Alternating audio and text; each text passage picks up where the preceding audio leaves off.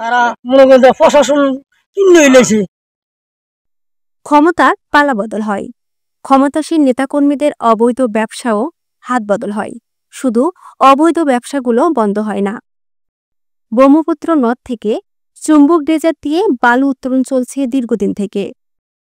নরসিংদী জেলার মনোহরদী উপজেলার দৌলতপুর ইউনিয়নে আধা কিলোমিটারের মধ্যে 3টি চুম্বক ড্রেজার দিয়ে নদ থেকে বালু উত্তোলন চলছে। বিগত ফ্যাসিস্ট সরকারের আমলে এই বালু উত্তোলন করত আওয়ামী লীগের নেতা দৌলতপুর ইউনিয়ন পরিষদের সাবেক চেয়ারম্যান বাহারুল ও দৌলতপুর ইউনিয়ন আওয়ামী লীগ নেতা হারুন।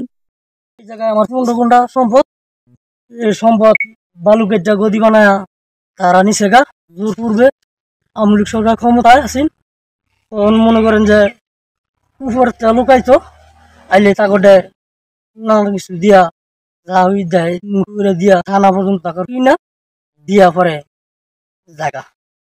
2024 সালের 5 আগস্ট ক্ষমতা পরিবর্তন হওয়ার সাথে সাথে এই অবৈধ বালু উত্তোলন ব্যবসার মালিকানাও পরিবর্তন হয়। আওয়ামী লীগের জায়গায় এখন বিএনপি।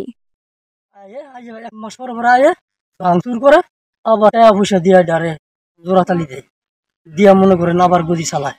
আজ পর্যন্ত এই পর্যন্ত চালায় যাইতেছে। আমি মনে করেন যে 2 টাকা খাই না, আমার রাস্তা আমার খেতের উপরে গদিয়া বানায় ডাইভিশন বানায় লইয়া যায়। এখন এই বালু উত্তোলন ব্যবসার পুরোপুরি নিয়ন্ত্রণ নিয়েছে দৌলতপুর ইউনিয়ন বিএনপি সভাপতি ফারুক আকন, সাধারণ সম্পাদক আব্দুল মতিন, ইউনিয়ন যুবদলের সভাপতি সজল, ইউনিয়ন যুবদলের সাধারণ সম্পাদক সোহাগ মোল্লা। বকুলের যে লোক আছে মনে করেন যে এই তাগর লোকেরা জয়েল আছে, আদিদার গরুর ডাকার কাশেম, এই জজমিয়া তাগর আন্ডারে অনেক চলতেছে। সভাপতি দৌলতপুর ইউনিয়নের সভাপতি ফারুক নেতা, তারা মনে করেন যে প্রশাসন কিনে হইলেছে। দীর্ঘদিন ধরে চুম্বক ড্রেজার দিয়ে বালু উত্তোলন করার ফলে নদের পাড় ভেঙে ইতোমধ্যে নদের অংশের ভূমি বিলীন হয়ে গেছে।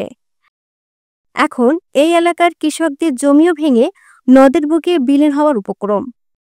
ভাঙনের আশঙ্কায় অনেক কৃষক আগেভাগে তাদের জমির মাটি বিক্রি করে দিচ্ছে।